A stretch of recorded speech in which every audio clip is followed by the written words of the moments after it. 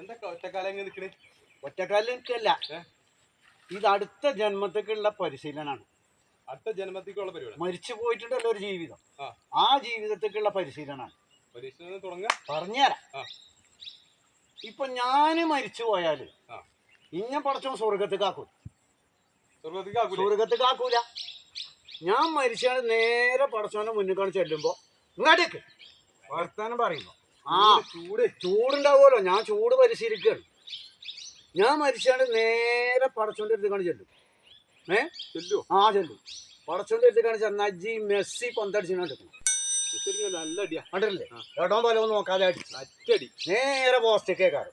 ഇന്ന പോലെ പടച്ചോന് ഇങ്ങോട്ട് കിട്ടില്ല, ചോദ്യമൊന്നുമില്ല, ഒറ്റ അടിയാ. നേരെ പോയിട്ട് നരകത്തേക്ക് ചാടും.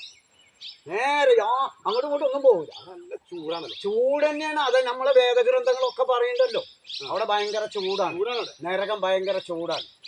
അപ്പൊ ആ നരകത്തിലെ ചൂട് നമ്മളെ ശരീരത്തേക്ക് വരാതെക്കാൻ വേണ്ടിയിട്ട് ഭൂമിയിൽ എളുപ്പമുള്ള ഈ ചൂടുണ്ടല്ലോ, ബന്ധുരുകാണല്ലോ നമ്മളൊക്കെ.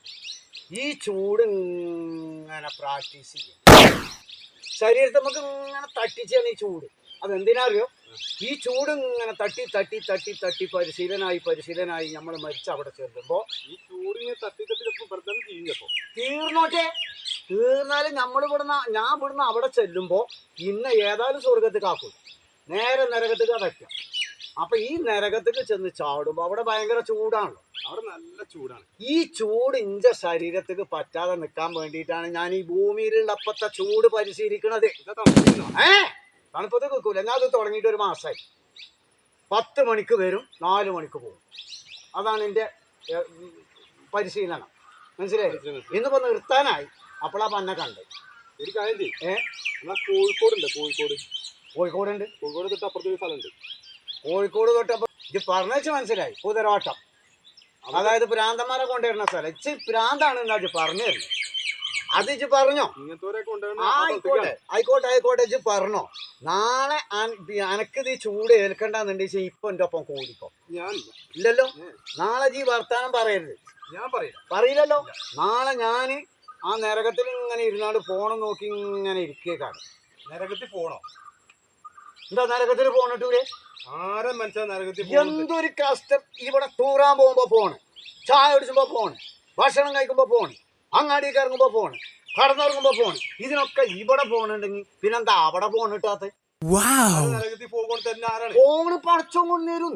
എനിക്ക് ചൂടില്ലല്ലോ. ഞാൻ ഇവിടുന്ന് ചൂട് പ്രാക്ടീസ് ചെയ്യല്ലേ. ഈ ചൂട് ഇങ്ങനെ തട്ടി തട്ടി തട്ടി ഞാൻ മരിച്ച അവിടെ ചെല്ലുമ്പോ നരകത്തിലെ ചൂട് എനിക്ക് പ്രശ്നമില്ലാതെയാവും. അപ്പൊ ഞാൻ നരകത്തിൽ കാലുമക്കാലായിട്ട് ഇങ്ങനെ ഇരുന്നാണ്ട് ഫോൺ നോക്കി ഇങ്ങനെ ഇരിക്കുമ്പോ ഏതാ കമ്പനിയിലാ? ആപ്പിളോ? ഇജ്ജ് വിചാരിച്ചണ മുണുങ്ങണ ആപ്പിളല്ല, തിന്നണ ആപ്പിളല്ല. Apple company. ആപ്പിളിന്റെ കമ്പനി? പിന്നെ ആപ്പിളല്ലാത്ത കമ്പനി ഉണ്ടോ? പടച്ചോന് പ്രൈവറ്റ് ആയിട്ട് ഒരു കമ്പനി വേറെ ഉണ്ട്. അതിന്നൊരു ഫോണേ കരച്ച് തരാം. മനസ്സിലായി? ഇങ്ങോട്ട് വരുമ്പോ ഞാൻ ആ നരകത്തിൽ ഇരുന്നാണ്ട് ഫോൺ നോക്കി ഇങ്ങനെ ഇരിക്കുക.